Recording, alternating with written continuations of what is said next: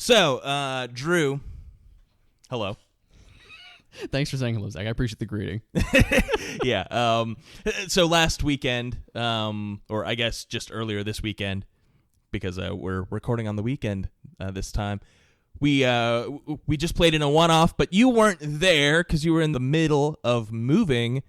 So just wanted to catch you up on the adventures we got on. So this was sort of, I say it's a one-off. It's a short campaign follow-up to the previous campaign, or short mini-series. We called it the 6-off because it was 6 sessions and then we're done.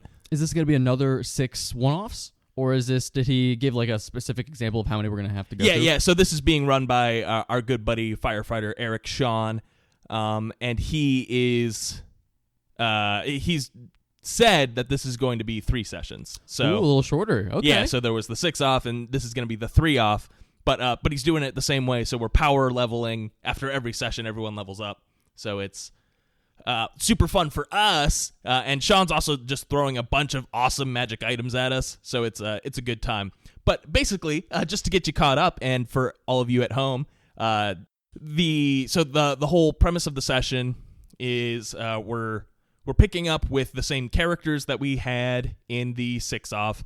I'm playing a Firbolg Eldritch Knight fighter, and then I forgot you were an Eldritch Knight. I want to play one of those so bad. Yeah, I've always been averse to it just because they're sort of I hate having 1/3 casting. Like it's even fewer spell slots than paladins, and as a paladin player, I always feel like I need more shit. So I really thought that this was going to be a problem, but we just hit 11th level.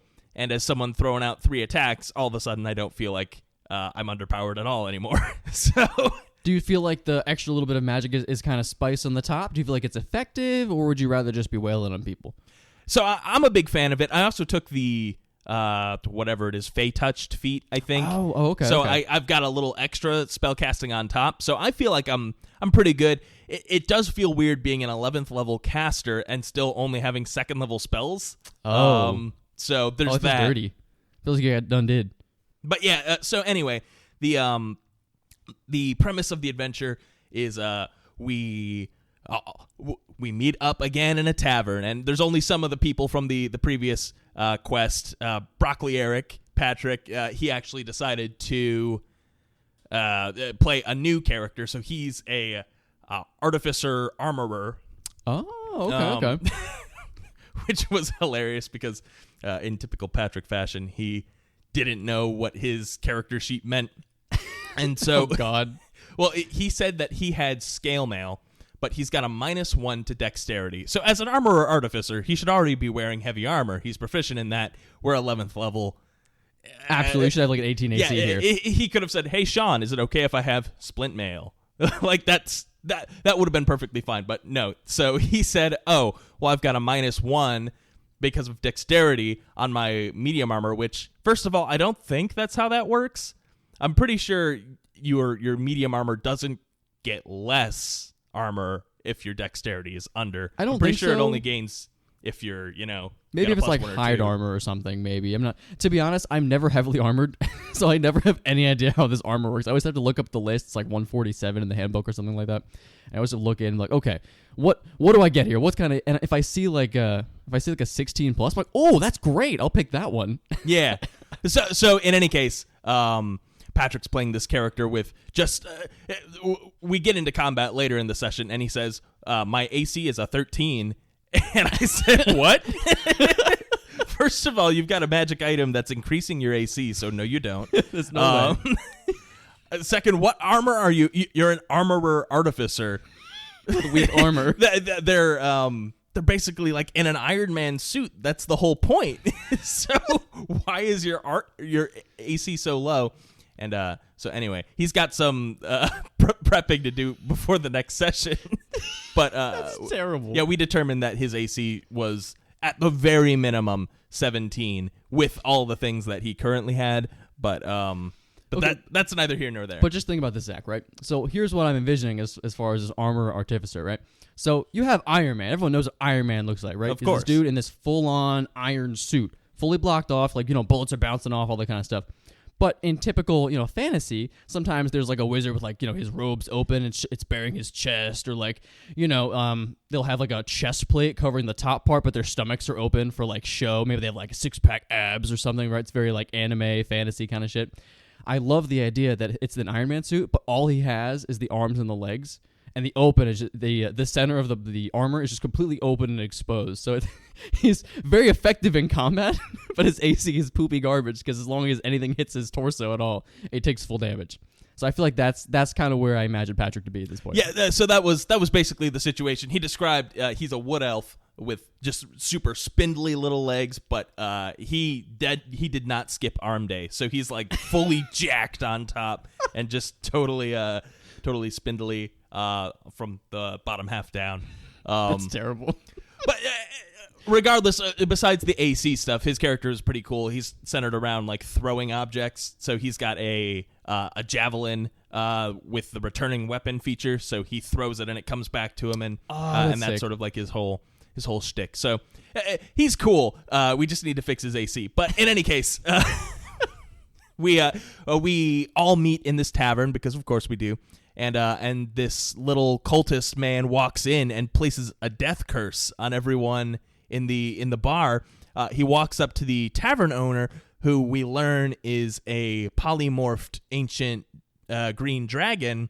And basically, the stipulation as a part of the curse is if any harm comes to the guy, then everyone in the bar dies. We later come to find out, and we sort of surmise this just as we're hanging out, but the tavern is owned by this woman who's a dragon, and then all of her children are also helping operate the bar. So she's got 5 kids, and they're all also dragons. So in any case, long story short, the curse is placed. She has 7 days to deliver her children to this cult, basically, and if that doesn't happen, then everyone in the bar dies. So cult man goes off. We're trying to figure out what to do, and like, does anyone know how to remove a curse?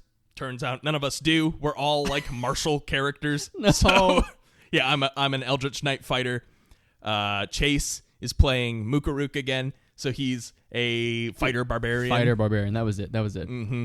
And then we've got Patrick, who is a armorer artificer. I don't know if he had a single healing spell. It didn't come up.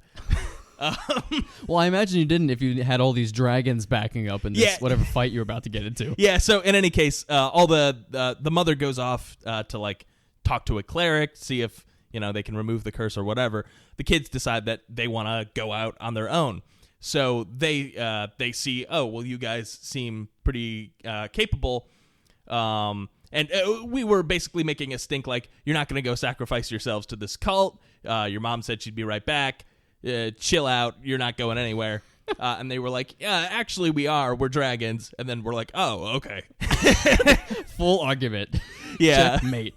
They didn't reveal it so obviously, but it was pretty clear after a little bit. And like throughout this bar, we come to find out like this is the dragon's horde. So like they've got a bunch of memorabilia up on the walls. Like, yeah, you go into a Hooters and there's a bunch of like football shit. There's a whole bunch of like battle memorabilia just like up on the walls.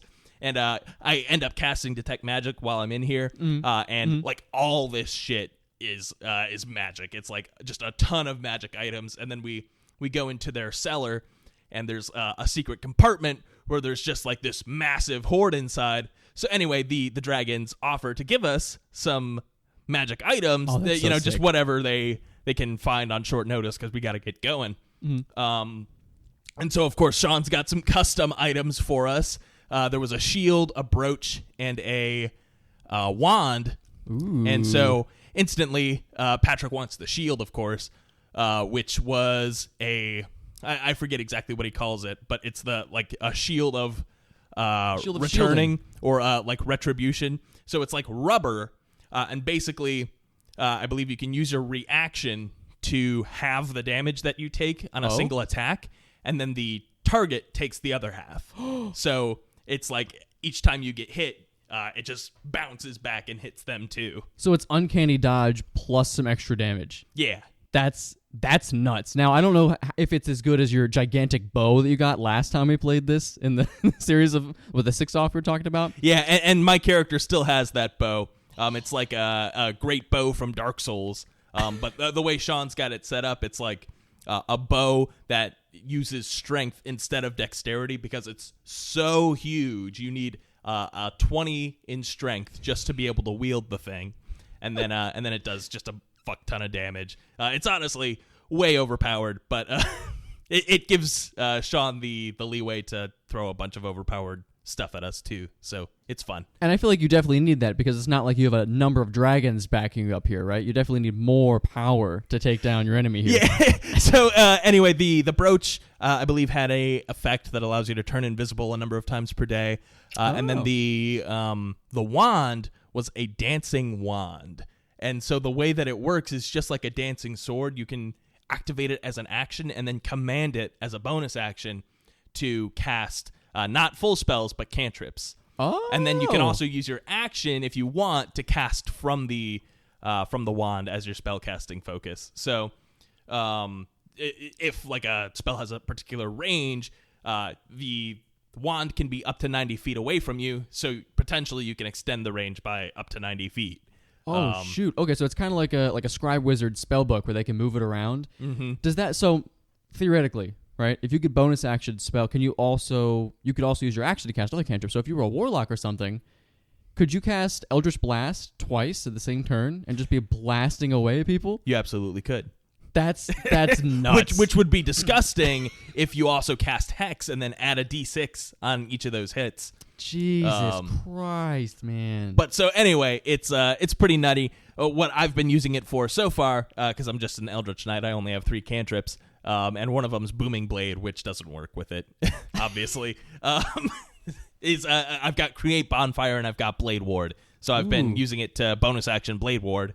Then you're halving your damage. Yeah, exactly. And then, that's smart. And then I can also use it for Create Bonfire. Because as an Eldritch Knight as well, I never thought this feature would be helpful. But with this magic item, it turns out to be. But it makes it so that if you hit a creature with a weapon attack until the end of your next turn, they have disadvantage on the next spell you cast against them. Oh, So okay. for Create Bonfire, there's a dexterity save, so it helps. And that's pretty cool. Because, typically this would be an awesome feature if you were a full caster, but as an 11th level character with only 2nd level spells, it's probably better to just attack. I do think it's cool though, because like you were talking about being a quarter caster, right? I love the idea that you have a magic item that gives you a little extra oomph on top, just so you don't feel like you're only a melee guy. It gives you a little extra something along the way. And just because I thought of it, I have to throw it out, a little off topic maybe. But we were talking about the armor before, and the lack of magic with some quarter casters, right?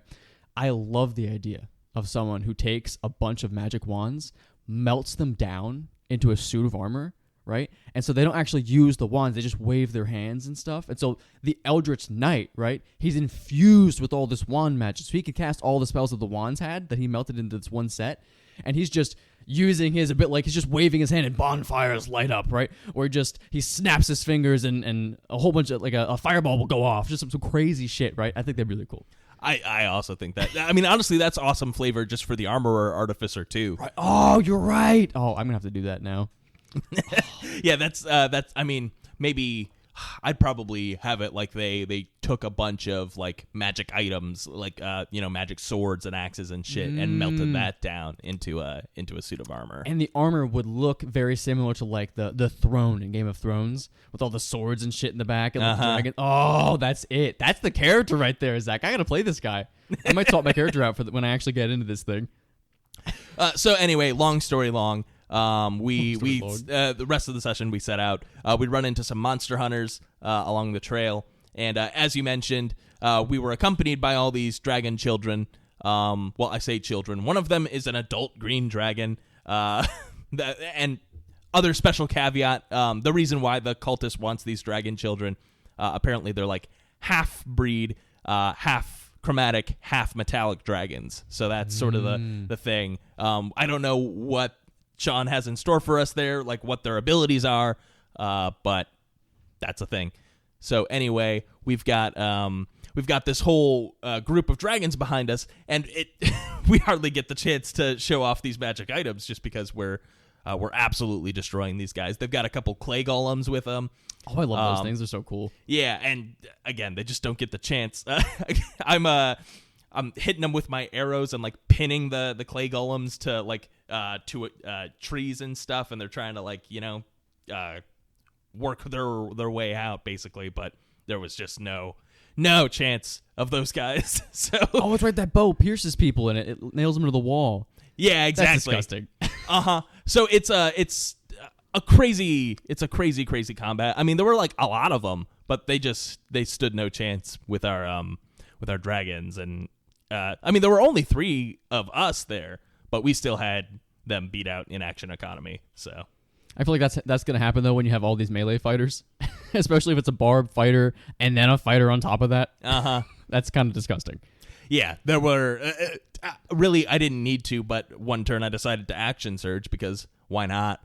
And you might as well do it. Yeah, 6 shots from that bow, and then bonus action create bonfire just to spit on them. Is crazy. Just because. Yeah. Oh, did you try to cast create bonfire and then shoot your arrows through it? Oh, that would have been. Could have really lit them cool. up, dude. Bonus action that you just hold the arrow over it, lights on fire, do actually like what D6, D4, something like that. I kind of like that. Yeah, that would have been really cool. I did not do that though. You gotta think, Zach. Gotta think of these things. When you have a giant bow, you have to think really hard because you're never gonna get a giant bow again. This is your only opportunity to mess with this thing. So think hard, think deeply, and act on it. And with that, welcome to Table Talk Friday. My name is Zach Carvon. I'm joined by my one best friend, Andrew Romano. How are we doing today? Zach, I'm feeling fantastic. This last week, I know I made a post on Patreon and everything about it. We have been crazy busy with moving and job swapping and all that kind of stuff. I pulled 2 14-hour shifts this week. And you know what? Yesterday, I slept in. I played video games. I took a nap for the first time in a couple years. That's the dream. Played more video games after that. It was great. I feel rejuvenated. I feel wonderful. I am ready to talk about some D&D with, I was going to say the boys, but just the boy right in front of me. Zach, how are you doing, my man? How are you doing? I'm also doing great. I had a nice, just long day of doing nothing. But I did crack open Pokemon Brilliant Diamond, which was still in the shrink wrap from when I got it over a year ago. But yeah, so I started that up. My girlfriend Eric was sort of interested in. She actually started playing Pokemon Go the other day. And so I was like, oh, you know what would be fun? You want to play some Pokemon, and I'll let you choose like the starter, and we'll nickname them, and we'll work out which ones we want to use together. So that was fun. She picked Turtwig, which that's fine. We love Turtwig. Turtwig is approved on this episode of TableTalk Friday. So Turtwig, awesome conceptually. I mean, that's a D&D monster right there, like a earth turtle basically. But I guess it's a turtle.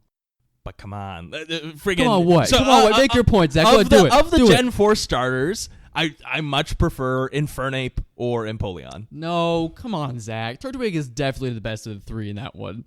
Well, I'm not going to say like design wise. I feel like design of Turtwig, he's definitely like he's so ugly, he's cute.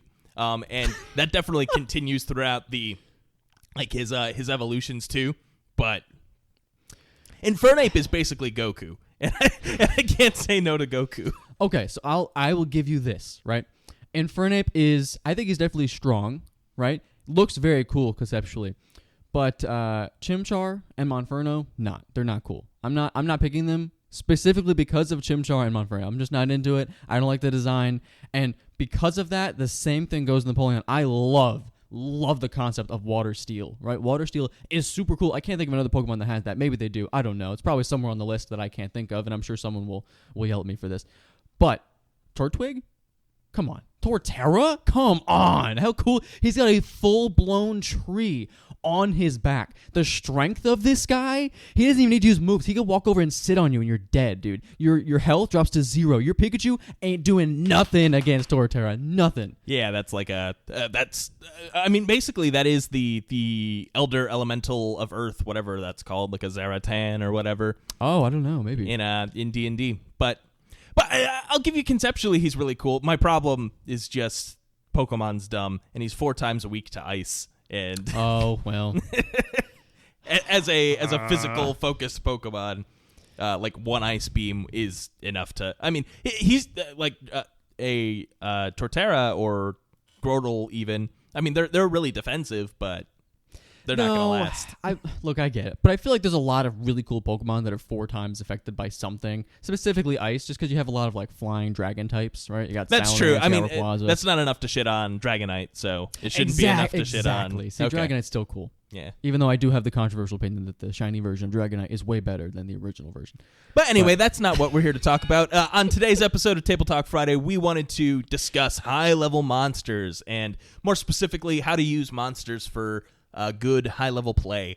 I think, especially for 5e, in the early days, there was a lot of complaints about there aren't enough good high-level monsters, even in the Monster Manual and then in Volo's Guide to Monsters. There were just a lot of things perfectly tuned for the 5 to 10 range, but then like once you get upwards of that, there are a lot of great boss monsters, but not a lot of great, like grunt enemy monster types that will challenge your players at those higher levels.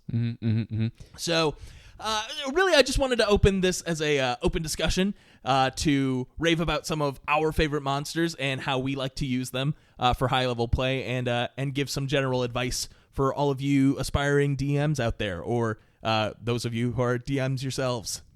Okay. So, Zach, I will start us off with our first creature, if you will. Go for it. First thing.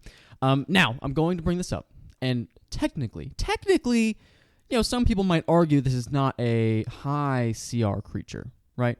It is a CR 12, right? That's pretty high. I would argue the same because, you might not even get to level 12 when you're playing D&D. But I'm going to bring this one up specifically because it scales very well. It's something that everyone has seen before in their games, right? But good quality challenge to your players depending on how you use them, right? So I'm bringing up the classic Archmage here.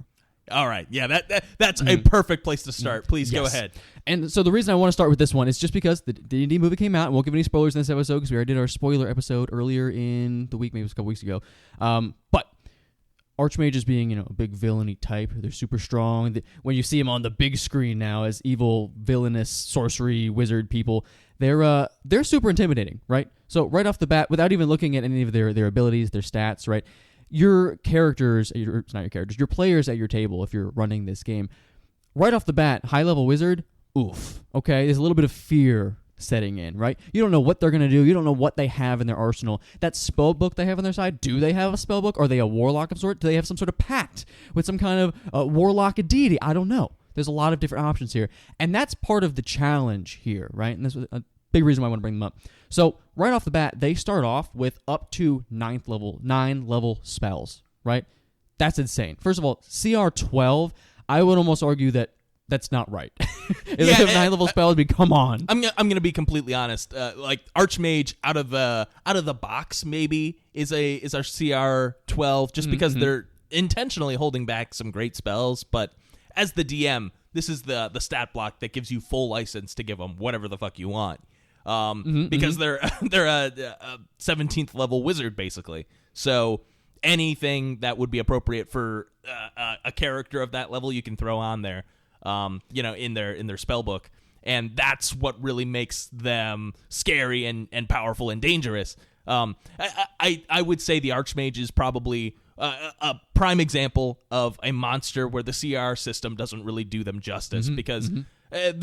I'll be completely honest with you. They could very easily be overwhelmed by, a party of 4 level 12 characters, just because that's how action economy works. But if you play them smart and not, like a sack of hit points, they can definitely easily wipe a whole party, just depending on how you structure that. I I mean, obviously, if someone's got counterspell, that's going to be a problem, but that they need some contingencies there. Like, I mean, even they could cast contingency, and if someone counterspells their spell, then they counterspell the counterspell. Like, you could get up to those shenanigans, and any spell with any material cost, like, all right, well, this is a very powerful wizard, so they're easily able to take care of that. You want to have a ton of clones of this guy just in the wings waiting? You absolutely can. See, that's what's so disgusting about them is, to your point, you're absolutely correct, right? They're going to get taken down by, a party all on their own because their AC is like 12, 15 with mage armor, right? So it's kind of low. Their hit points, 99 hit points. I've seen Zach do 200 points of damage in one turn, okay? It's yeah, exactly. These guys can get taken down, but with the right oomph, just a little bit of extra buffer or something, give them some minions, right? Give them some, to your point, Zach, they were holding back on some spells. Give them some extra spells. CR12, right off the bat, they don't mention Meteor Swarm, one of the best spells of the game, right? Which, as an Archmage, I imagine you're going to learn one of the most powerful spells, right? You just give him this one extra spell, right? That ups his CR to like 15 at least, right? That's an insta-kill for a lot of people in this game, a lot of types of creatures, even a lot of adventurers that might be a little low on health. That can wipe them out instantly. So there's a million things you could do to make these guys stronger if that's what you're looking for. If you want that challenge, these guys will handle it, right? To your point, Zach, you were talking about, counterspell, and there's a lot of ways to counter them. Absolutely. But anything you can do to an archmage, a wizard, a sorcerer, they have ways to undo it, right? There's remove curse spells, right? There's the counterspell. There's literally, they can mirror image so you can't hit them. They can turn into stone, right? So that you can't get them in a wall. Like, there's so many things they could do. They get away from you. They can blast you with 1,000,000 damage at once. AoE spells, solid damage spells. They could restrain you. They could fly around. Anything that you could do in this game, a mage can do it. And that's what's so terrifying, right? To the in the one-off we were just talking about, right? The wizard had this death curse, right? Which clearly is not in the game. I don't know of any death curse in the player handbook or in the DMG or anything like that. No, of course not. But it's so simple to take this archmage and say, oh, also he's a necromancer wizard, so he also has an army of 20 zombies that follow him around. Done. Right? There's nothing in the game that says you could do that, but all you have to do is add one thing, any sort of flavor for any of the wizards in the player handbook, anything from sorcerers. Maybe they can twin spell something. Maybe they can use the enchanter ability where they can split their spells. Maybe they can extend the duration, right? Even just boosting their AC. Maybe they're a heavily armored wizard for some reason. Maybe they have a 20 AC. And then what are you going to do against this guy? Absolutely. They're disgustingly powerful for anything you want to throw them against as long as you do it right. So look at these guys, take a peek through all their spells, mix them up, right? Maybe mix their hit points up a little bit. Maybe give them like an extra 100, like double it to 2. Or move their AC to 20 with that crazy armor. Something like that. Give them an extra ability. Right off the back, they have magic resistance, which is advantage on saving throws against spells and other magical effects, which is crazy strong on a wizard, right? Because if your melee guys can't touch them. That is disgusting. Now anybody else, right? It's good, right? But on a wizard, that's disgusting. I'm sorry. Like they're just the all-powerful godfathers of magic at this point. They just have everything they need. They have all the spells. They're nasty. I wouldn't want to go up against one of these guys. Yeah, so this is, like you mentioned, this is definitely a very scalable creature because they're as powerful as the spells that you give them. Mm-hmm. What I will say is at super high levels, your characters are going to be just as powerful as these guys, so they can be fodderized if you don't take the extra precautions. I would say even it would be appropriate if you wanted to take just the Archmage's stat block and make it like your big bad evil guy. Throw in some legendary resistances, maybe give them some legendary actions, and then they're pretty much good to go. What's so surprising to me though is there's the Archmage is a CR12, and then there's the Lich, which is almost just as powerful in my mind. Really? Okay. And that's a CR21 creature. So basically, the only things that the Lich has that the Archmage doesn't is that legendary resistance. It's got some legendary actions, and then it can decide to use it's got a paralyzing touch. It has advantage against being turned, since obviously it's undead, and it does revive itself within 1d10 days if its phylactery hasn't been destroyed. But other than that, it's basically just the same thing. It's 135 hit points. Which is not much more than the Archmage, really. Yeah, and 17 AC is still easy to hit. I mean, a Hobgoblin has 18, and that's a CR 1/2 creature. So, I mean, this is not this is not an unachievable monster to beat. So definitely you have to play smart about it. But I do think it's interesting that the Lich is so much higher CR than an Archmage, when really the main thing that you're getting out of them is that access to 9th level spells. So the Archmage, they did have a 9th level spell, but it gave them Time Stop, which I would argue is maybe one of the weaker ones. For mages, they're definitely stronger because they can prepare, they can enchant things for combat. Completely get it, right? But there's definitely some better options. I just mentioned about Meteor Swarm, right? Just adding Meteor Swarm to the Archmage list would immediately boost it up a couple CRs, right? This one, I look right at its 9th level spell slots, and immediately it's got Power Word Kill, right? So I think that right there is worthy of the incredibly higher CR ranking, right? You could look through all of these spells. There's a ton of them that are pretty much staples in D&D. If you're a high-level mage, you're probably at least considering these. Things like Blight, Dimension Door, you have Dominate Monster, Power Word Stun, which is a slept-on spell, Disintegrate, like high-level, high-damage, high-utility spells here. I would argue you could get the Archmage to the same CR ranking just by giving him these spells, right? Of course, to your point, you have the Legendary Resistance, and you have I think they have Legendary Actions too. Let me see. Yep, Legendary Actions as well. So they have a couple little extra things on top of that, right? The idea that they come back after so long, I think is cool. Very flavorful and fun for a campaign, but I don't think it necessarily makes them more difficult, right? Because you're not really thinking about that in the fight of combat, right? That's not something you're actively thinking about. It's not going to help you in that specific 12 seconds of rounds that you have with this thing. So I don't think that contributes to it as much as the spells, the abilities it gets here. Yeah, and so both the Archmage and the Lich are perfect, big bad evil guy candidates. But with both of them, it's really about how you decide to use them. Because I could easily see, in our main campaign, we're a party of, we're level 15. I feel like we could probably take 2 Liches at once, easy. Just with with the amount of stuff we've got. Depending on how well the DM is playing them, obviously a Lich can have all their contingencies set up and wipe us with no issue. Power Word Kill is Power Word Kill. But so is Counterspell is Counterspell. So. Yeah, no, that's a good point. That is a good point. I wonder because when I think Lich, I do think Lair, right? To your point where they're having all these contingencies, they have booby traps and things in their cave or their temple, whatever it may be, right? I wonder if the CR would get boosted if the Archmage had more of a, how do I call it, an iconic lair built in. Because when I think Archmages, I don't think they have a lair necessarily. I think they're probably traveling. Maybe they have some place where they do their work, right? But I don't think of it as a lair. But Liches absolutely have a lair. I'll say, contrary to that, they definitely have a Wizard's Tower. You could put whatever you want in the Wizard's Tower. That's true, but I don't think immediately Wizard's Tower when I think Archmage. I do I do sometimes think of like that school in Skyrim where you become what was like Winterhold or something like that. The College of Winterhold. It was Winterhold. Oh, I'm so proud of myself for remembering that, Zach. So I do think sometimes that they have one, but I don't immediately think that they have to, versus a Lich where they have to have something. They have to have a place where they're hiding their phylactery or some sort of powerful weapon they've been working on. Very like Doofenshmirtzy. They have like a like a death ray they've been working on for some reason. I don't know why it makes me think of Doofenshmirtz, but it does. Yeah, that's completely fair, and that's the whole purpose of a Lich, right? Is they're sequestering themselves in some remote location so they can study and blah blah blah blah blah. So absolutely, I agree.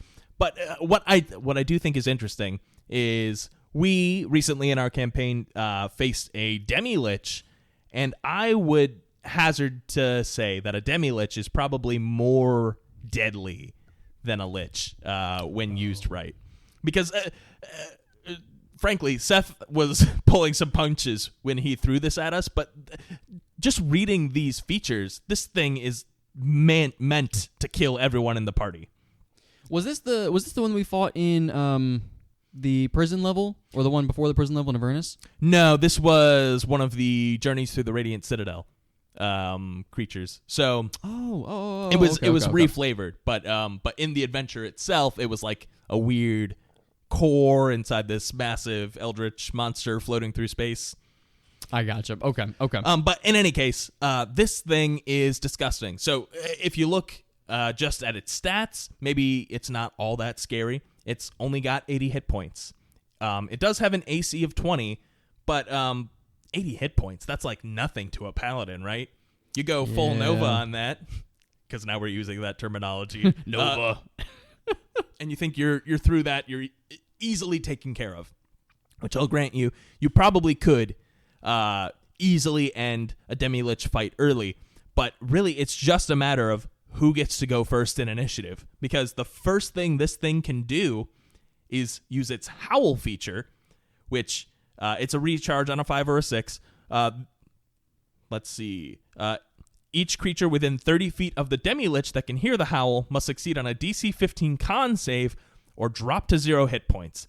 On a successful save, the creature is frightened until the end of its next turn. So regardless, you're frightened unless you're immune to that. But if you fail this con save, you drop to 0. This is invariably going to drop at least one person in the party. See, anything with that kind of ability, you have to look out for, man.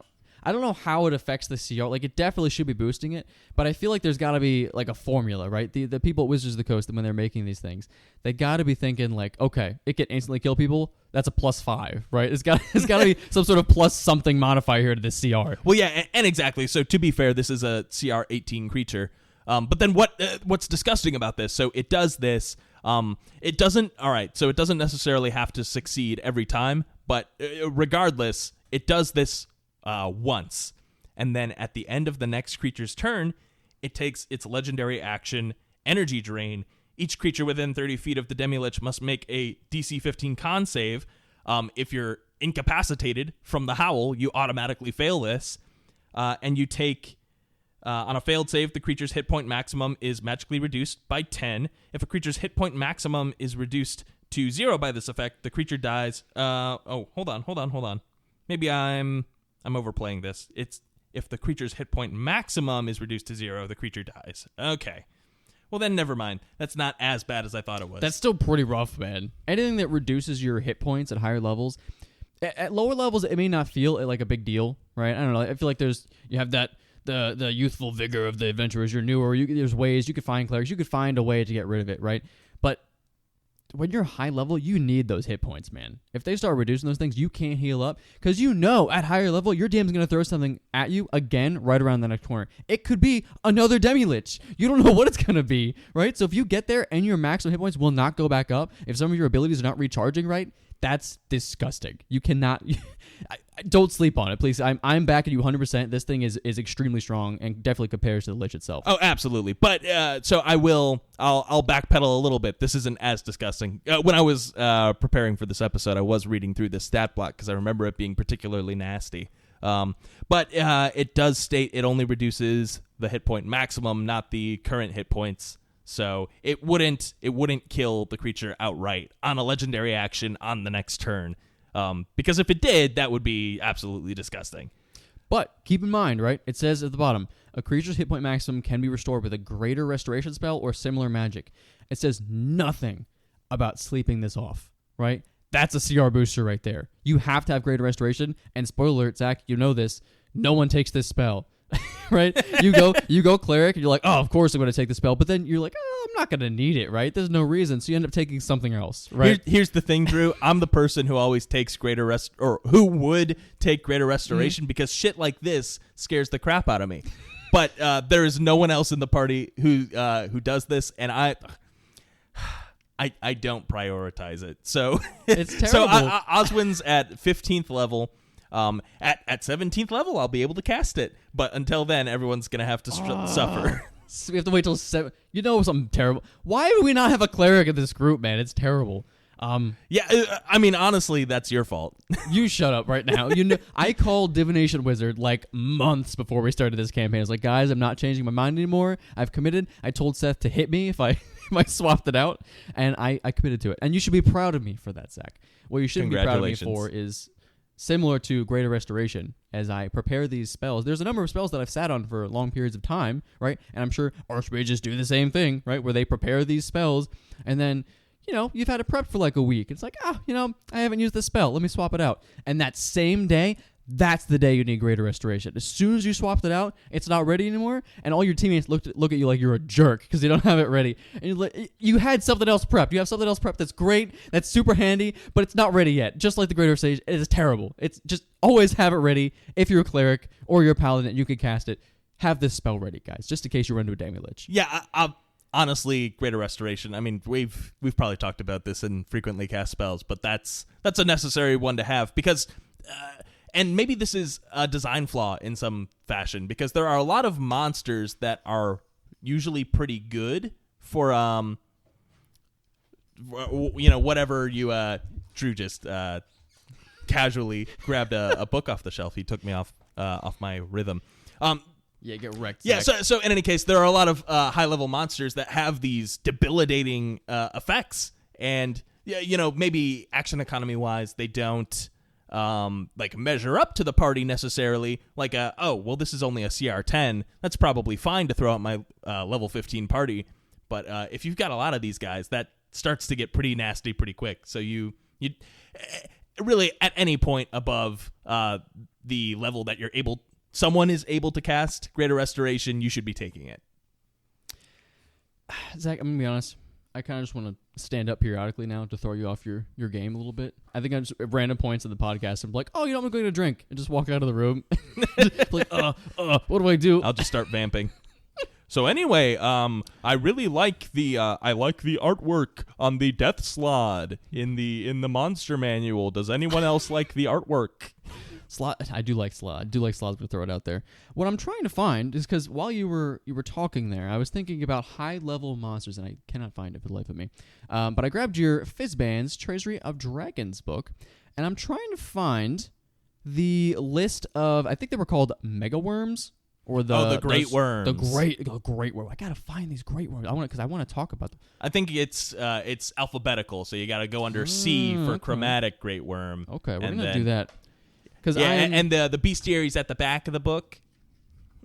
Oh, of course it is. It's never where you expect it to be. Uh-huh. Okay, so the dragons. And I'm not a dragon expert by any means, boys. God, there's so many dragons in this book. I need to read about these about dragons more, to be perfectly honest, just because there's so many of them. Yeah, I'll be perfectly honest. I think 1 D&D might be a good reset point for, I don't know if you've heard, or I actually know for a fact that you haven't. But there was a recent interview with Chris Perkins about the new DMG for 1 D&D, and in that interview he mentioned briefly their plans for the new monster manual. And apparently this is probably going to be the biggest monster manual that's ever existed, just due to they're adding a significant number of monsters to the book, and then rebalancing a lot of the monsters so that the way that it was explained is that they're going to be taking these monsters like the Archmage, who really are batting higher than their displayed CR, and giving them the more accurate figure, and then similarly ones who maybe are a monster that isn't really getting up to that right CR. I think a Deva is a great example of this. This is a CR 10 creature that only makes 2 attacks, and that's all it can do. Wait, so why is the CR 10 then? Does it have anything cool? It's got a lot of hit points. It can heal people, but I mean, healing's cool, but is that worth a CR 10? Yeah, I don't know. As someone who ran you through a combat with one of these guys, I tried desperately to beef up their abilities just because it was not going to be. Honestly, it was a bloodbath. I wanted a singular combat where you guys are fighting this guy and one other thing, and really, it's it's kind of sad how weak Devas are. Now, Planetars get a little bit better, and Solars, a Solar is deservedly a CR 20-something. But it's ridiculous. But yeah, Deva is definitely one that I want to see. I mean, just give him some more powerful spells. Give him Flame Strike or some shit to get him up there. I think they're cool. I'm excited to see some more high CR creatures coming up in this new monster manual, or at least see them reorganized. I have heard tale of a new creature coming out in the new monster manual. They call it the GOG, which stands for Good Old Gamer, actually. He's actually going to be, I think, a CR20, believe it or not. You had me completely going. That I was like, the GOG, what are you talking about? The god of gods. some crazy high-level creature. I doubted for a second that maybe you were like, are you going somewhere like the BFG from Doom? Is it or is it the big friendly giant? It's just the Jolly Green Giant. Oh my gosh. But no, the GOG, from what I hear, he's actually highly intelligent. He actually has subscribed to our Patreon, one of our best patrons over here. Good Old Gamer, we love you over there. We appreciate you. And we look forward to maybe fighting you in a future encounter in our campaign. You never know, Seth might throw you in there. I imagine, high intelligence, high charisma, right? He's always leaving some nice, well-worded comments with good vocabulary skills. I feel like he probably has a number of languages under his belt. Maybe some sort of archmage, perhaps. And definitely plenty of wisdom. For sure. I mean, proficiency and insight, definitely. Yes, definitely insight for sure. He's He's probably swole out of his mind too, so probably a 25 strength minimum. Yeah, I'm imagining 20s across the board in all ability scores, really. And you know what? I think he's probably gotten all that from watching TableTalk Friday for so long, especially with that early access he gets to our episodes a week ahead of time. It probably really boosts up his stats. It's like a ring of protection, gives +1, +2 to everything. Yeah, that's what I would think. So, in any case, thank you, good old gamer, for being our sponsored patron. And if you'd like to be mentioned on the show, feel free to subscribe at the tier that gets you that access on Patreon. Remember, that's Patreon/TableTalk Friday or something like that. Yeah, you'll find us. Don't you worry. You come check us out. And when you check us out, you will definitely not run into high CR creatures like the chromatic great worm, boys. You won't run into that because they're terrible and they're absolutely disgusting. So these came out, oh goodness, like 6 months ago or something like that. It's been a number of months that this last came out as far as the fizz bands goes anyway. I think they made an older version. I'm trying to think if this was end of 2021 or sometime in 2022. There's no way it was 2021, was it? It must have been like early 2022. Really? You think it was that long ago? Yeah. Dang. I feel like we just reviewed this. I feel like we just sat down and reviewed this book talking about the dragons and because they came out with the crystallized ones, right? I remember how cool. But we've actually played, now that I'm thinking about it, we've played in a number of one-offs and, well, even campaign stuff that tied in with a number of crystal dragons. Yeah, and that was like over a year ago. That's insane. But you know what? We've gotten some good money out of it, right? We all put our bucks together, got our fizz bands, right? We've gotten some good use. We've seen some. Well, even Sean's character actually he was a sapphire dragon, right? Yes, he's a dragonborn, sapphire dragonborn. Oh, that's right. Oh, and with I forgot about the rework dragonborn. But hey, this is not a fizz bands review, guys. I want to jump into these chromatic great worms. So basically, they're any other dragon you can imagine, just completely swole out, right? The CR in this thing is the highest I've ever seen. I don't know of anything. Maybe a Tarrasque is higher than this. I don't know. I'd have to check. CR 27. You can go up to level 20 in this game, guys. Just so you know, this is a CR 27. So to take this thing down, according to the rules of this book and how CR ratings work, right? To have a fair fight against this thing, you should have a group of 4 adventurers that are level 27. Yeah, so that's not going to happen. That's not going to... You need like 8 adventurers to take this thing down. It's ridiculous. Well, and just speaking versus the Tarrasque, these things are nutty. And I hope the Tarrasque gets some rebalancing too. I mean, give it a rock that it can throw and it becomes a force. But with no ranged option, the Tarrasque is actually not as dangerous as CR30 might make it seem. Is it a CR30? Yeah, the Tarrasque is CR30. I don't know, man. These things have some crazy abilities, these great worms. Okay, let's just go through a couple of I want to just mention these stats because they're absolutely mind-blowing. And the first time I read this, and if you've heard our episode from way back when talking about these, congrats. We're going to do a little review here. The armor class is 22. And in parentheses, it says natural armor. 22. I don't know what kind of great worm has armor made for because it's massive, right? There's a picture of this great worm, and it's standing over a town. Like, its front foot is equivalent to, like, the first quarter of the city that you see. So this thing is literally great. It's a great worm here. It's pretty big. Okay? It's massive. But absolutely disgusting. Armor class 22. If you armored this thing, absolutely disgusting. It could be like a 24, 25. Hit points, 533 hit points. I'm telling you, Oswin and Zach's characters are not doing 533 points of damage. I've seen him power build. I've seen him synergize. There's no way. It's absolutely impossible. Well, don't the Great Worms also have like a mythic form where you get them down to 0 and then they get more hit points? Oh yeah, let me find their ability here, because they have the legendary resistance, obviously. Chromatic. Oh, here it is. Here we go. Chromatic Awakening. Right. Recharges after a short or long rest. This recharges. I just need to be very clear. This ability recharges, boys. It's not a once-in-a-lifetime ability. This is a recharge that technically he could use multiple times a day if he took short rests. Okay? That's disgusting. Let it cast teleport. It'll go take a short rest, come back, and it's ready again. That makes me want to throw up, Zach. That's not okay. I've heard of a million things that make characters broken, right? Like the insta drop. We talked about the Demi-Lich, right? Dropping to 0, okay, right? You know, some things, if you drop to 0, you instantly die. Okay, I get it. You know, power word kill, strong. This is disgusting. I'm gonna read this out because it's that strong. If the Great Worm would be reduced to 0 hit points, its current hit point total instead resets to 425 hit points. This is over 1,000 hit points on this creature.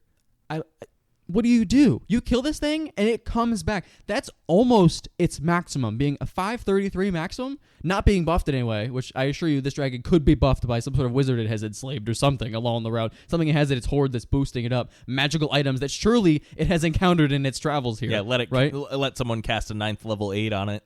Yeah. Jesus Christ, this is terrible. Cleric of Tiamat or something. We don't need that. But, so yeah, it basically, after you kill it, if you can kill this thing, right, it goes right back almost to full health. That's disgusting. It recharges its breath weapon. It automatically recharges, doesn't have to roll for it, and regains any expended uses of legendary resistance. How many legendary resistances does it normally have? Just 3? God, let me see. It's got legendary actions, breath weapon, 4. It gets 4.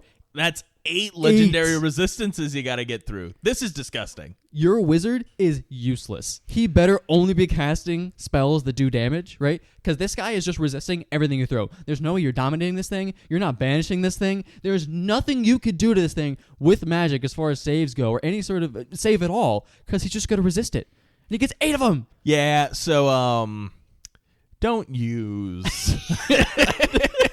Don't use this monster. No, definitely not.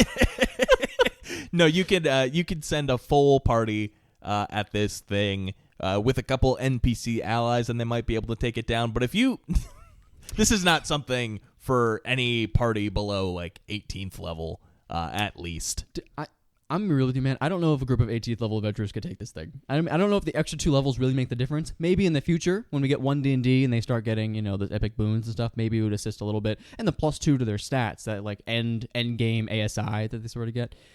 But 18, man, does not sound high enough to... I'm just looking at this picture. Look at this picture, Zach. No, I know. I know no one can see this, but it's disgusting. It's just this giant red dragon blowing fire on a city, and his one breath weapon is just like smoldering the whole thing. You see, I'm imagining... end of a campaign, you know, the whole party's got all of these magic items from you know, their whole adventure. I feel like it could be done, but you've really got to let everyone get a couple legendary items at least. There better be at least in the party at least 2 dragon slaying weapons or pieces of ammunition each, right? I don't know what my strategy would be here, Zach. I talked a big game about archmages and I just covered liches and all that. This is it. This is the end game of, if you beat this thing, you've won D&D, and you could just put your books down. You could sell them. You're good to go. Yeah. So this mythic bullshit is disgusting. And then of course they've got how many attacks can they make on their turn? Is that 4? Oh my god. Well, I'm gonna be honest, Zach. It doesn't matter. It really doesn't matter because they have a +18 to hit. So it really doesn't matter how many attacks they get because they're hitting them. Let's see.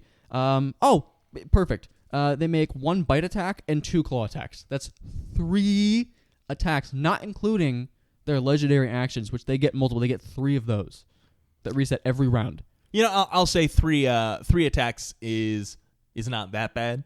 But the fact that, you know, they've got their legendary actions and their breath weapon. You're talking through your teeth right now. You're absolutely lying right through your teeth. That is absolutely... I don't want this thing biting me 1 time, let alone 3. Well, stepping away from the Great Worms. I'm so sorry. So obviously, this is like the pinnacle of how powerful you can reasonably make a monster. But I think there are a couple of general rules of thumb for high-level play when I'm determining what monsters I'm going to be throwing at my party. I think, number one, the first thing I look for is, all right, how many attacks is this thing making a turn? And do they have any legendary actions to be able to make... essentially, if in one round of combat, they can make a number of attacks to hit everyone in the party, then I think that's an appropriate level for like a boss monster. But I don't want any I don't want creatures that can make 3 or 4 attacks to be the grunts in the combat. Because first of all, that's gonna bog that shit down with how many attack rolls you have to make, and it's also just it can easily snowball into a TPK if the party doesn't take out one of them quickly. So it's definitely dangerous shit. But so this is not a CR27 creature, but the Pit Fiend I think is a good example of like my ideal or my platonic ideal for a high level monster, because it doesn't have legendary resistances or legendary actions. It's still considered a CR20 though, because it's got 300 hit points. It's got its Fear Aura. It's got magic resistance, and then it makes 4 attacks on its turn, and that's pretty much it. So it can cast some spells, but this is just a big damn monster with a lot of attacks. And I think that, I mean, we've dealt with a Pit Fiend. We've got one on our side right now, and they really are able to hold their own on their turn in combat pretty effectively. I think, obviously, if you throw a Paladin at one of these things, they'll have the upper hand, but that's still going to be a difficult fight for anyone. As opposed to, like, I think there are some monsters that really seem like they'd be a great big damn boss monster that really aren't. Like the Balor, which is only a CR19, but this thing is significantly worse than a Pit Fiend, I feel like. So, first of all, they're huge, so they're one size class bigger than the Pit Fiend. It's also just the Balrog from Lord of the Rings. And if you think about that, no one would want to fight that. But this thing on its turn can really only do a couple things. So it's got its Fire Aura, which just naturally occurs if a creature starts its turn, or I'm sorry, at the start of each of the Balor's turns, each creature within 5 feet of it takes 3d6 fire damage. But then, and a creature that touches or hits the Balor with a melee attack within 5 feet of it also takes 3d6 fire damage.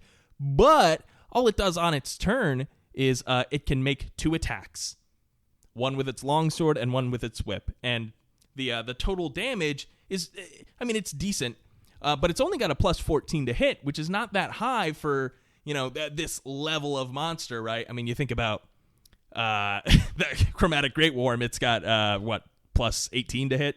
Yeah, plus 18 to hit. That's okay, but I think even the 14 though, 14 to hit, that's hefty, right? As a high level adventurer, I think my wizard could do plus 12, plus 13, or something like that.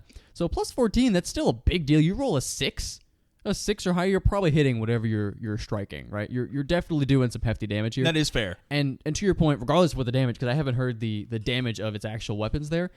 Just the idea that every time you hit it, or if you go near this thing, you're taking heat damage, that's pretty disgusting. Anything you get near doesn't have to touch you and it's already hurting you. I have a problem with that in my book. That is fair. And so it does have its whip with a reach of 30 feet. So there is, it does have some control over range. But really, the solution to fighting this monster, it's only got 262 hit points. And it does have magic resistance, but no legendary resistances and no legendary actions. You just pelt this thing with spells, and it'll go down pretty quick. Maybe it's not meant to be like a boss monster. Maybe it's like a high-level guard or something for like a big evil demon. Yeah, yes. I mean, so that's what I'm thinking. I feel like the Balor is like the king of demons, but I mean, even slightly lower than that, a CR17 Goristro makes 3 attacks on its turn, and the damage is greater than the Balor is putting out on its turn. Now, because I'm trying to think of reasons why this is such a high CR, the Balor. Does it, double check for me and let me know, does it explode? It when does. It dies? So it does. Okay. That's the special thing that it does. So it does do an average of 70 fire damage. It's 20d6. DC 20 dex save when it dies. Each creature within 30 feet of it must make that saving throw, or they do get blown up. So I mean, there is that. Just that little tidbit, right? Which I imagine, I don't know, maybe you can correct me, Zach, but the whip, when I think of whips, I think, I'm hitting you with it, I'm pulling you in, right? And if this thing is dealing fire damage just within range, I imagine it's I'm going to grab your wizard, I'm going to grab your healer, I'm going to yank him in towards me, and I'm not letting him go until I literally explode. Yeah, I mean, so that's the idea. So they hit with their whip. It deals 2d6 plus 8 slashing plus 3d6 fire damage, and the target must succeed on a DC 20 strength save or be pulled up to 25 feet toward the Valor. So that's a big deal, it man. is a 30 feet get over here scorpion situation, and then on its next turn, obviously, if you're still within 5 feet, you're going to be taking that passive fire damage. So it's nothing to sneeze at, but there are easy ways around this. I feel like it's not.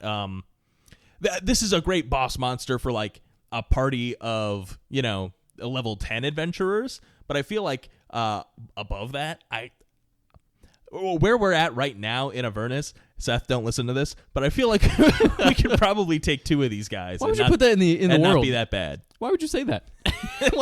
Why would you say that out loud? He could be listening to you. He's part of the military now. He's probably listening in on our conversations right now, Zach. Oh, that's true. Seth does have access to all of the central intelligence of the of the United States. I don't want to fight one of these things. I understand like a smaller group of adventurers could take one down, but that explosion on its own, just the idea that there's a bigger monster than this thing, right? And this is just to deplete your resources. All it has to do is get up in your face and fight you. Even if you just kill it in one turn, you're drastically reducing it. Like, you have to use some sort of ability, some sort of resource here to reduce it down to 0 hit points, right? You have to be expending your energy here. And then on top of that, he's going to do 70 points of fire damage. Best use of evasion you'll ever use if you have evasion at this point. But if not, that's a lot of fire damage, man. I mean, all right.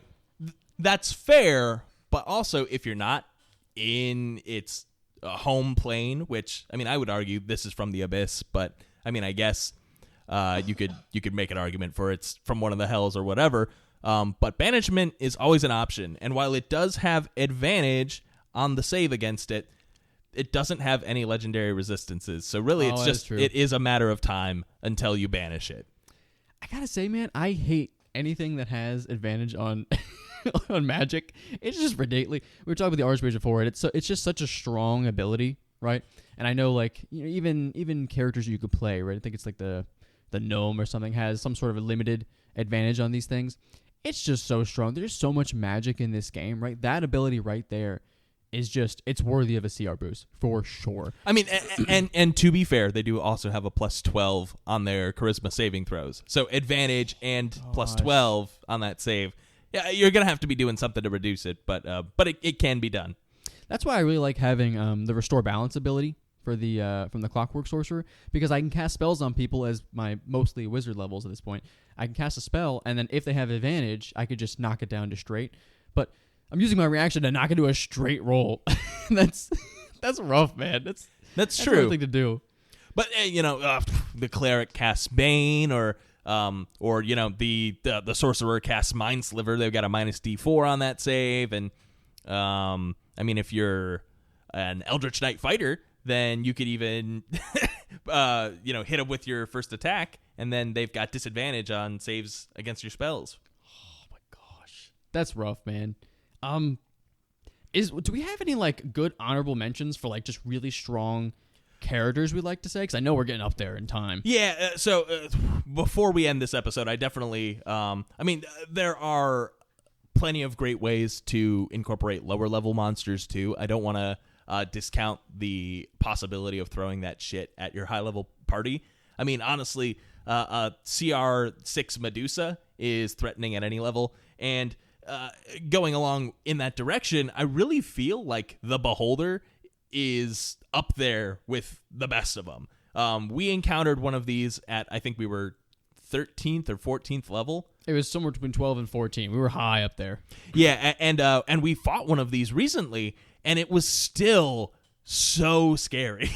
The whole time. I mean, the major thing that makes the Beholder so deadly is the anti-magic cone, which keeps all of your wizards from casting any spells. Now, the Beholder can't shoot its eye rays through the cone either, but that's disabling the wizards right there. And then all it's got to do is shoot its rays at the marshals and get them down. And then it doesn't matter if the wizards have their spells again. All it needs to do is get a death ray, and that's going to take out the squishies. And it did. It did take my squishy out for sure. It's done it. Even in that fight that we're talking about, the more recent one, granted, we were literally floating over time and space on like little craters, like where we could just fall to our death at this point. So it was a little extra scary because of that. These things are ridiculous, though. I mean, just the chance. Every time it attacks, it rolls that die. There's a reasonable chance it could just demolish you right there. Or worse, you could slowly get demolished by its stone ray or whatever, I think petrification ray, whatever it may be. You're talking about the Medusa, right, or the Gorgons, right? Anything like that, like a basilisk, anything that can take you down in an alternative way without reducing your hit points, that's nasty. That's rough. You really got to be thinking about these things as you go up against them. Personally, I'm a huge fan of Beholders. I love them. They've killed me multiple times. I think actually against me and my characters that I've made in D&D, I think Beholders have the biggest kill count against me. I would believe that. They're disgusting. We've never fought a Death Tyrant, but I do think they do get an honorable mention. So they don't have the anti-magic cone, but they do have +1 to the DC for all of their rays, and then they have their negative energy cone, which any creature in that area can't regain any hit points, and then any humanoid that dies there becomes a zombie under the Tyrant's command instantly. Gosh. So that's also pretty scary. But I'll say between the two, I'd rather not fight a Beholder. I feel like a Death Tyrant, because it doesn't have that anti-magic function, you can pelt it with whatever spells you need to get it down. Yeah, that's true. That's true. I mean, there's ways to take it down. It's definitely not that it was power. It's not a great worm by any means, but just the fact that it has so much intimidation, so much fear factor built in, even as a high-level adventurer, to me, really grants it a spot in the top there somewhere. Yeah, I mean, it's got a disintegration ray, a death ray, and a petrification ray. That's a 30% chance that it's going to get one of those each time it rolls, and it does that 3 times each time. On its turn, it does that 3 times, and then over the course of combat, it gets to shoot 3 more rays as legendary actions. That's 6 rays each round. That's 6 chances for a death ray every time. It's really just an inevitability when this shit's gonna go off. So there is a potential that maybe you get a Beholder that goes easy on the party, but in general, this is TPK material no matter what level you're at, as far as I'm concerned. Oh, yeah. No, you're taking damage, or at the very least, you're getting restrained, you're getting frozen, something like that. Something terrible is going to happen to go up against these Beholders. Unless, of course, maybe, you're talking to a specific Beholder that runs like a Thieves Guild or something, and you're doing some sort of mission for him, perhaps. I have no idea what you're talking about. Yeah, no, I have no idea. I did, just a little thought out there. I don't know. But hey, don't fight Beholders, for sure.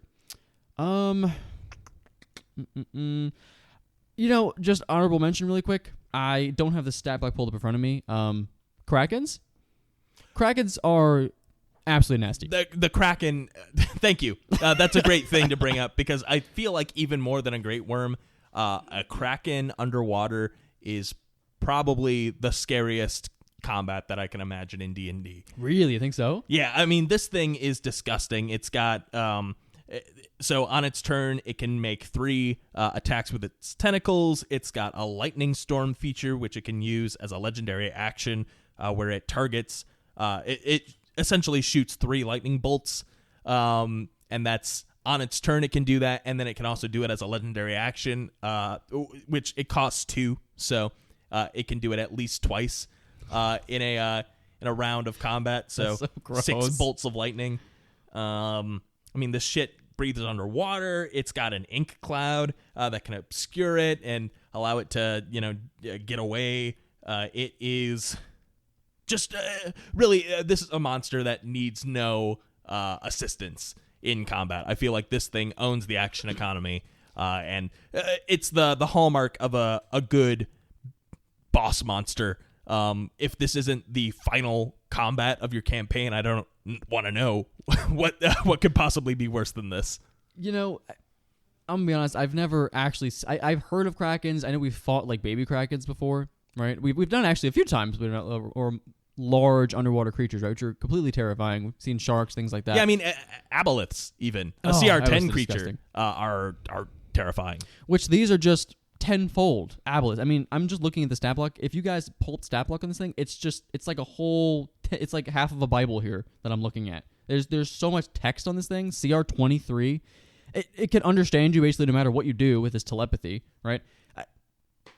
I don't want to get dragged down by one of these things. Definitely not. I immediately think when I think Kraken, unfortunately, I think of the Sea of Thieves Kraken that like destroys your ship. Like little tentacles are coming out, which is not an accurate description of the Kraken to D&D. But yeah, no, this thing's absolutely disgusting. We actually, oh, you know what? We did technically face one time, Zach. Yeah, we did deal with. There was a certain ship that we were on, and a Kraken was trying to take it down, but we had no intention of fighting this thing. I think we were like level 9 or 10 at the time, so we were not in any position to kill this thing. We wanted to get in, teleport, or get what we needed to get out. Which is funny we even mentioned that because I'm all for running away from things like this. I see, a Baylor, I see a Great Worm, I see like, hey guys, let's get out of here. I don't want to fight this thing. And then everyone else just convinces me to fight it. And usually it all works out well because we're stronger than we actually anticipate, right? But the Kraken, when we went up against it way back when, I don't remember even trying to fight this thing at all. I don't remember any of us shooting at it. I remember thinking, we have a mission here. It's destroying this boat. Let's get out of here. Yeah, I mean, honestly, this might say more about me than it says about the monster itself, but if you tell me there's something gargantuan under the water, nope. I don't even want to imagine what fighting that would look like. I would like to find the quickest way out of this combat. Maybe we fly away. Maybe something else happens here, but I'm definitely not fighting this thing, I'll tell you that. Yeah, or even an elder brain is another good again, this is a big monster. Mm-hmm. It could be the big bad evil guy of your campaign, but I like their feature where basically they are able to keep tabs on any creature within 5 miles of their location. So they're constantly like scrying in and like anticipating your party's moves and trying to read their thoughts and get in their heads and all that shit. In combat, they're not that bad. A CR14 seems reasonable for what they are, but that's pretty nutty. And then, of course, there's the Elder Brain Dragon from Fizbin's. That's too much. Which, yeah, what they've got their tadpole brine breath, where that's gross. Yeah, they infect you with mind flayer tadpoles that try and eat your brains, kill you. No, thank. I'll take the Kraken.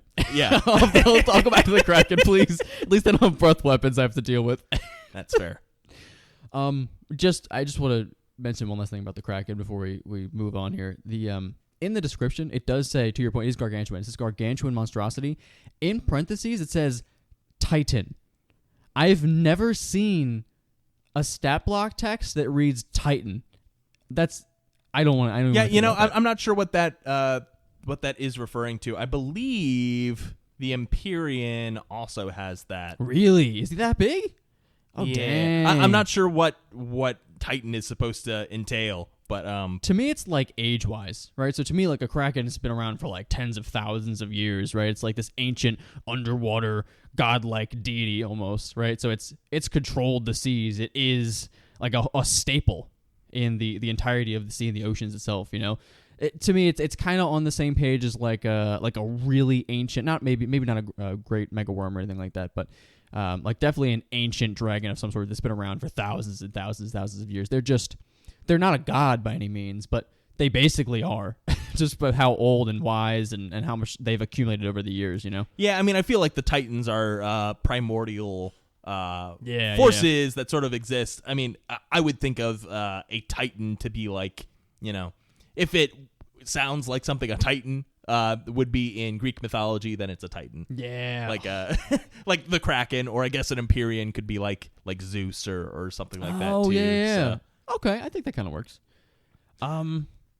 Anything else? Anything else you want to mention before we wrap this up? Yeah, so if you're really hard pressed for high level monsters, Mordenkainen's Tome of Foes is a good place to look, or Monsters of the Multiverse is probably easier to come by now.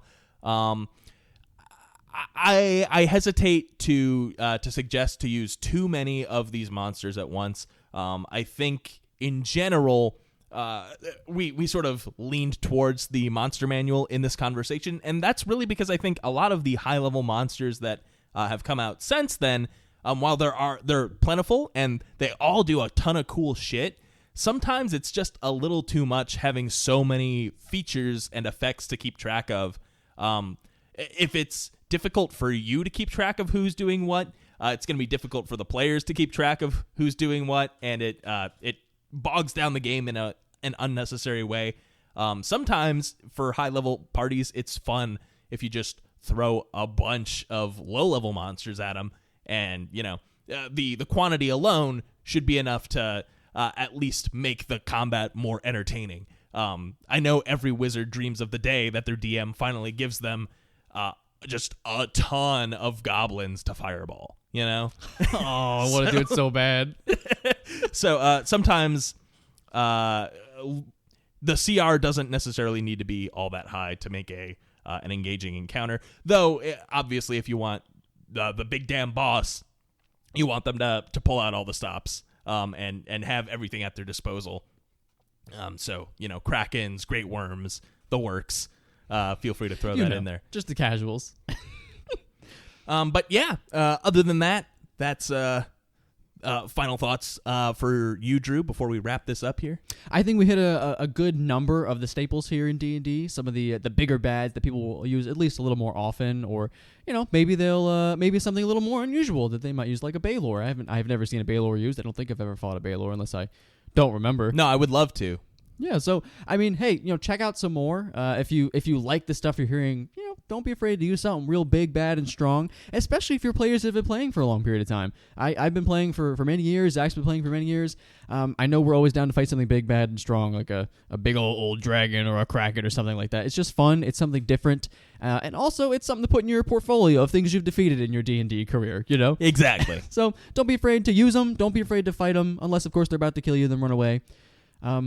Those are my final thoughts, guys. I appreciate you listening to TableTalk Friday, a D&D podcast. You should check us out at our Patreon.com/TableTalk Friday, where you'll find tons of content. We are revamping it right now. We're changing the schedule up a little bit, so you guys will have all your stuff in a timely fashion.